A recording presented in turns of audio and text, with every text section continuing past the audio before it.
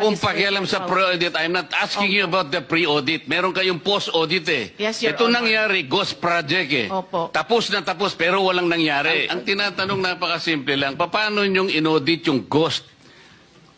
Bago po bayaran ng COA yan, pipirma ang resident auditor.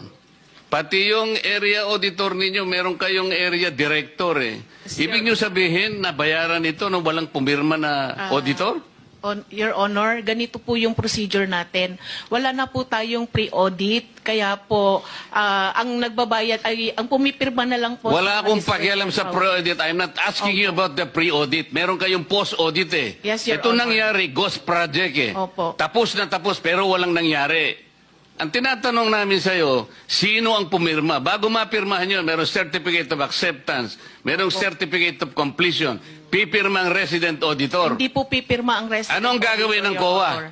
Post-audit nga lang po. Kaya po... Ano nga yung post-audit? In your charter, Opo. magkaintindihan tayo. Ito yung inyong charter, sample of services listed in COA Citizens Charter. Financial audit, performance audit, compliance audit, fraud audit, special audit, notice of disallowance, notice of charge, notice of suspension.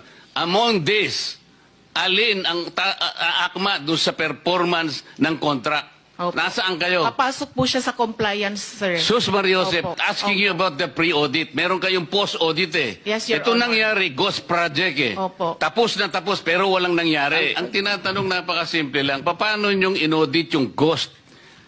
Bago po bayaran ng COA yan, pipirma ang resident auditor. Pati yung area auditor ninyo, meron kayong area director eh. Ibig nyo sabihin na bayaran ito nung walang pumirma na auditor? Your Honor, ganito po yung procedure natin. Wala na po tayong pre-audit, kaya po ang nagbabayad ay ang pumipirma na lang po. Wala akong pakialam sa pre-audit. I'm not asking you about the pre-audit. Meron kayong post-audit eh. Yes, Your Ito Honor. nangyari, ghost project eh. Opo. Tapos na tapos pero walang nangyari. Ang tinatanong namin sa'yo, sino ang pumirma? Bago mapirmahan yun, merong certificate of acceptance, merong certificate of completion, pipirma ang resident auditor. Hindi po pipirma ang resident. Anong gagawin ng auditor, COA? Your Honor. Post-audit nga lang po. Kaya po... Ano nga yung post-audit? In your charter, Opo. magkaintindihan tayo. Ito yung inyong charter, sample of services listed in COA Citizens Charter. Financial audit, performance audit, compliance audit, fraud audit, special audit, notice of disallowance, notice of charge, notice of suspension. Among these, alin ang akma doon sa performance ng contract? Opo. Nasaan kayo? Papasok po siya sa compliance, sir. Sus Mariosep. Opo. Mr. Secretary, nakikita ko po kasi dito, meron kang USEC for Regional Operations. Merong isa ring USEC for Regional Operations. Parang si USEC Bisnar yata, Luzon. O ika naman, no ka rin ka USEC. Pasensya na po kayo, Kapampangan kasi kaya. Visayas, Mindanao. Pero, Mr. Secretary, yung DPWH Undersecretary for Luzon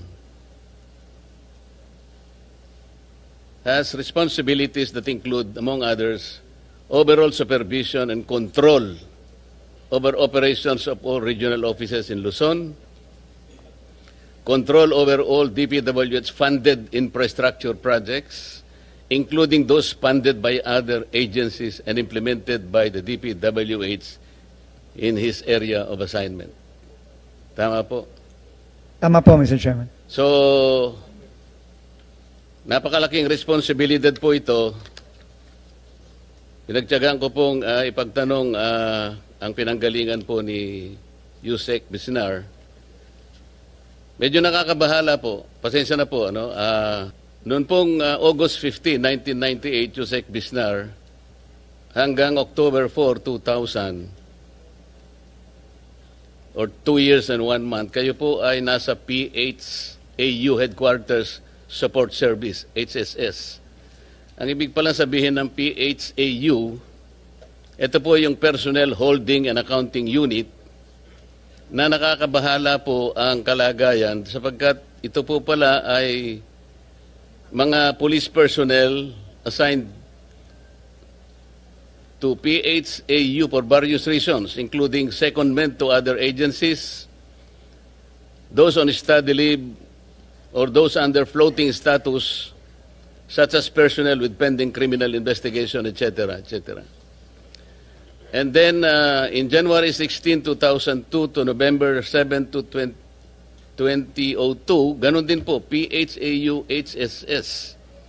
Ganun din po sa November 8, 2002 to 2003, 4 months ito.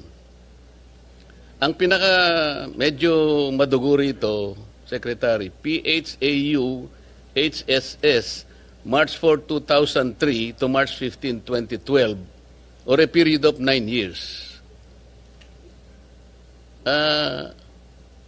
Ano po ang, bakit po kayo naka-float ng ganito katagal pong panahon? More than, from 1998 to 2012, it's more than 11 years. Were you in floating status, sir? Mr. Chair, with the permission of the Secretary. Go ahead, Yusek.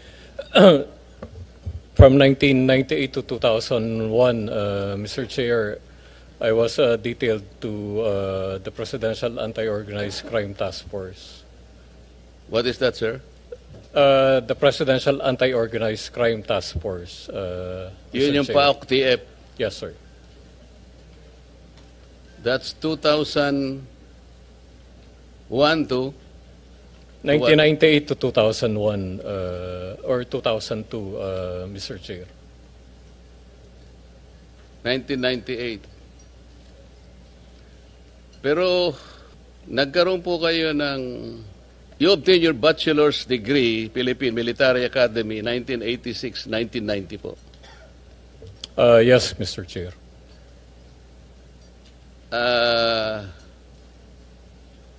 Meron kayong Doctor of Veterinary Medicine, University of the Philippines, Los Baños, 1986 to 1985 to 86. I attended the Did you finish the this? program. Apparently, parang hindi nyo naman nakumpleto. Tama? It's only for 1 year, 1 year. Mr. Chair. And then, meron kayong associate degree in nursing in Houston Community College System in the United States. Yes, Mr. Chair. Did you complete this? Yes, Mr. Chair.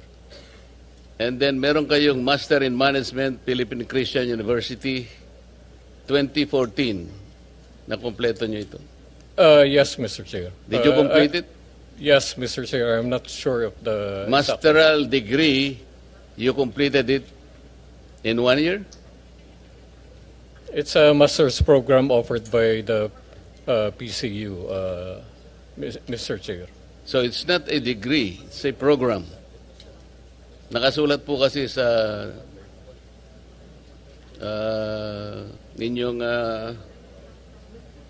background ay masteral degree. It's a degree, Mr. Chair, offered by PCU. How can you complete a masteral degree in 1 year? It's in tandem with the officer senior executive course that they offered. There are a lot of us who graduated from that program, Mr. Chair. Mr. Secretary, kasi yung concern lang naman dito, palagi siyang nasa PHAU, HSS. Parang hindi naman ibig sabihin ay walang makikita talaga. Ano ba yung nangyari within, let's say, 11 to 12 years na palagi siyang nasa PHAU? Meron pang PHAU, Directorate for Personnel and Records Management. So this is clerical. This is something clerical. Ngayon po ay, without belittling the capacity, hindi ko po siya kilala. I'm only basing on, kasi po noong 2003, kayo po ay, nung makuha po nyo yung associate degree in nursing in Houston Community College, nakakuha po ba kayo ng student visa? Yung F1 visa? No, Mr. Chair. Naging immigrant kayo?